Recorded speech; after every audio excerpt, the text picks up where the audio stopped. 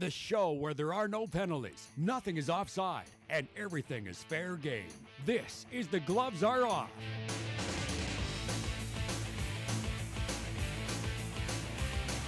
Hello and welcome to another edition of The Gloves Are Off. I'm Moses Woldu. We got a jam-packed show for you. Lots to talk about in various sports, including some golf controversy. A guy who's always around controversy one way or another, Andrew Brethauer. You've used this line before. Get a new one. All right, well, I'll come up with some more. I'm kind of rusty. I've actually been nice for the last little while. I haven't caused any kind of problems.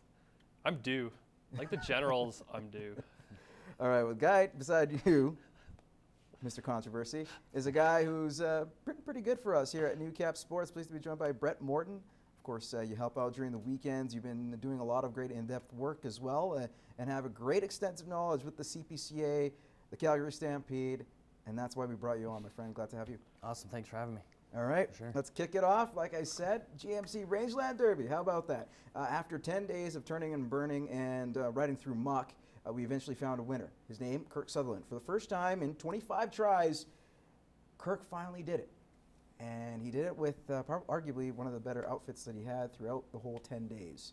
Brett, I want to start off with you. Was he the clear winner from day 1 to day 10 in your mind? I thought so, yeah. You watched the way he raced all the entire week, 10 days there. It was clean and consistent. You ask any wagon driver, what's your goal going into Calgary? And it's, I want to run clean and I want to run consistent. And that's what Kirk Sutherland did. And, you know, it was cool to see him after you said 25 years at the Stampede and not being able to finally get that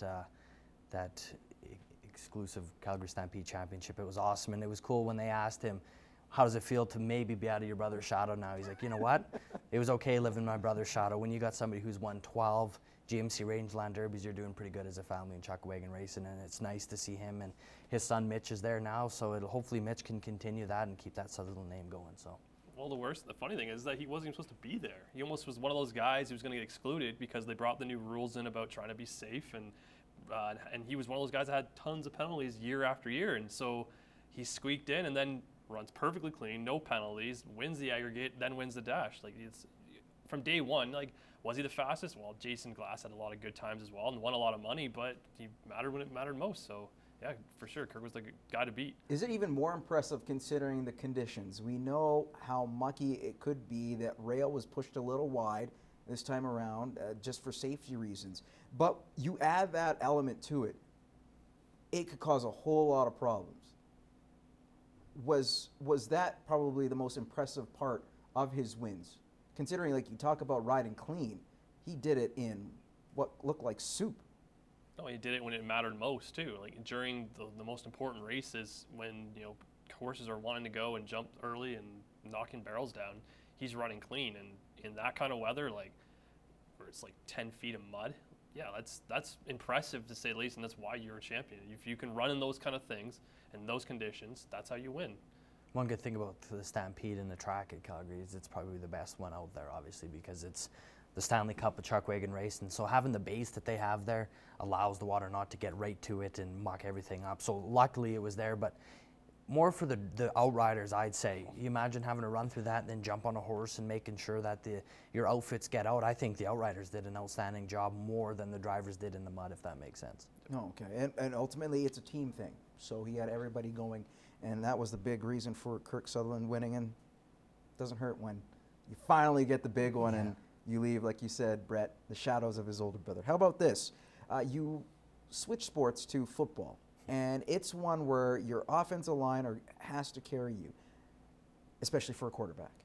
In a league where the quarterback is huge, the Saskatchewan Roughriders are feeling the pain that they felt the last 2 seasons. Darian Durant hurt. The good news is it's just a severe ankle sprain, nothing worse, which means he can still play this year.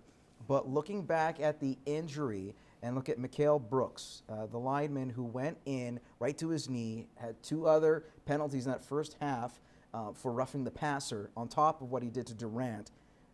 Is that warranted of a suspension?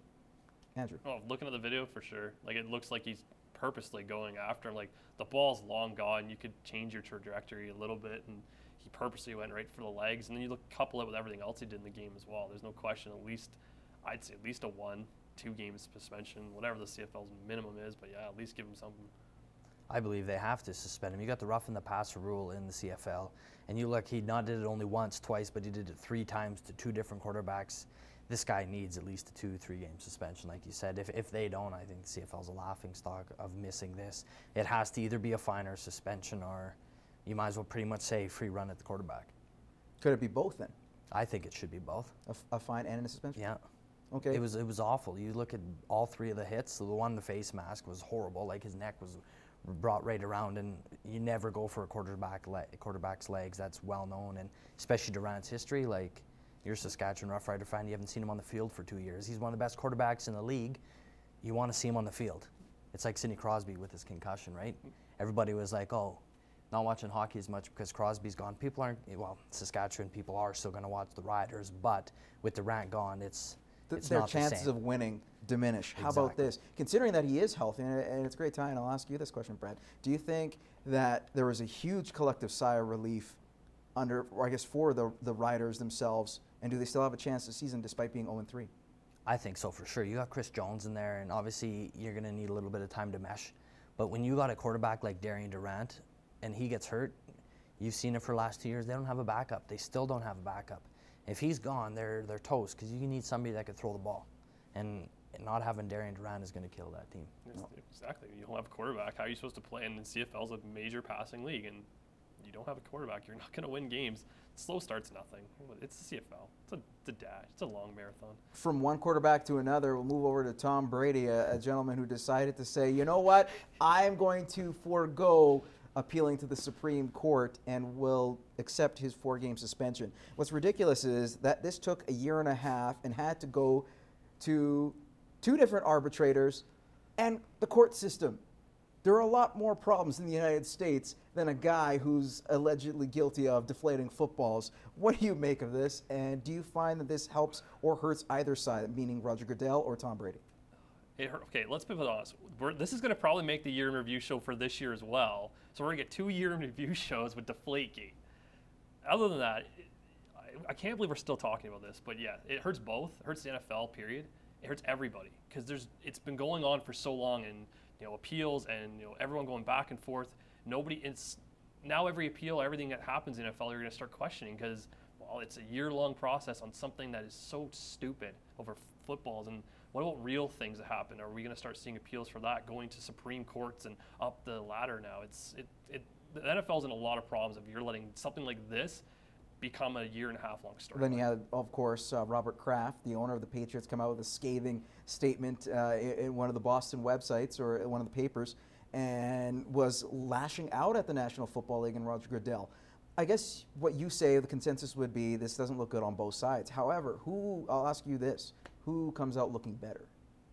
I don't think any of them do. Like, this is a gong show that's gone on way too long. To go from suspended to upheld to suspended back to this, like, it's over, and I'm over talking about it. Like, it's awful. And I think both of them look just as bad as either or. You can't pick one or the other out of this. It should have been decided and done. If you're a cheater, you're a cheater. Live up to it. Tom Brady comes out better because he still has that big paycheck, and his wife's still beside him. That's why. And the Browns are going to suffer because that's the game he's going to come back and torch him for 400 yards and 3 touchdowns at least. So that's with how I deflated balls. With deflated balls, maybe. Right. Well, it's in Cleveland. We'll see what happens with that win, right? So anyways, we're going to call it, I guess, an over with this segment, and we are going to come back after a quick timeout and talk about some golf and some controversy involving Rory McIlroy coming up.